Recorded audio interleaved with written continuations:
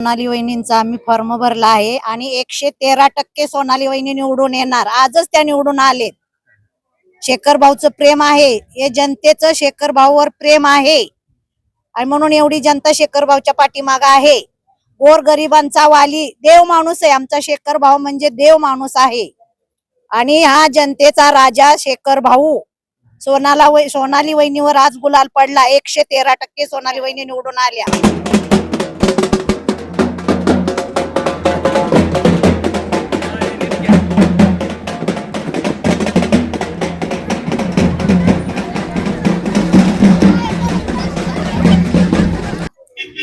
आज आम्ही सोनलताई शेखरभाऊ गोरे यांचा फॉर्म भरलेला आहे.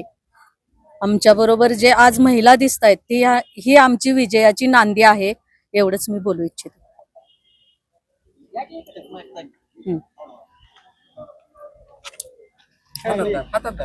उमेदवारी जनतेतली उमेदवारी आहे. मी आज जिल्हा परिषदचा उमेदवारी अर्ज भरला आहे आणि तो माझ्या महिला मैत्रिणी यांच्या समवेत मी भरलेला आहे, त्यांच्या प्रेमाखातर. खरं तर ह्या सर्व महिलांचीच इच्छा होती. वहिनींची उमेदवारी म्हणजे 4 वर्षापूर्वी आम्हाला लोकांनी केलेली मागणीची उमेदवारी आहे. प्रत्येक गावात महिला आलेत, गाड्या भरून आलेत. ते शेखर भाऊंनी केलेल्या कामाची पोच पावते आज, आणि भाऊंच्यावर प्रेम करणारी लोक आहेत. त्यामुळं आजची जी महिला आज ज्या आलेल्या आहेत त्या म्हणजे विजयाची नांदीच आहे आमच्या. कशी असेल रणनीती तुमची? तुमच्या चेहऱ्यावरती आनंद दिसतोय आता. आमची रणनीती म्हणजे गोरगरीब जनतेसाठी, विकासाच्या कामासाठी, आणि जी काही म्हणजे शेखर भाऊंच्यावर जनता प्रेम करते त्यांच्या म्हणजे प्रेमासाठी आम्ही हे सर्व करत आहे.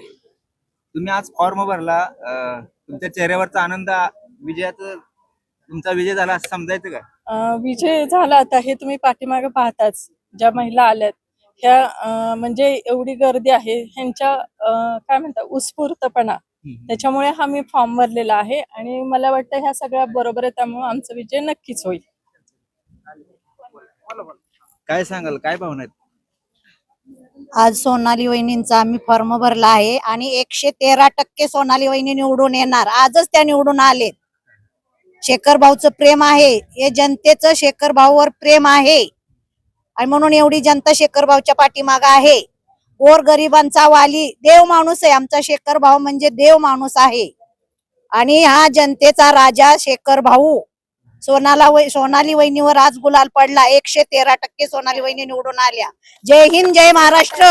अनेक महिलांच्या प्रतिक्रिया घेतल्या आम्ही. त्यांनी सांगितलं की पाणी असेल, आरोग्य सेवा असेल, अनेक अँब्युलन्स तुमच्याकडून मदत मिळाली, शाळेची मदत मिळाली. काय अजून समस्या तुम्हाला सोडवायच्या? मला आता मी कालपासून पाहते, लोकांच्या बऱ्याच समस्या जाणवतात. काहींच्या शाळेंच्या मी ऐकल्या किंवा रस्त्यांच्या ऐकल्या. जेवढ्या मला पॉसिबल होईल तेवढा मी करण्याचा प्रयत्न करेन आणि राहिलेल्या ते शेखर भाऊ करून टाकतील सगळी कामं.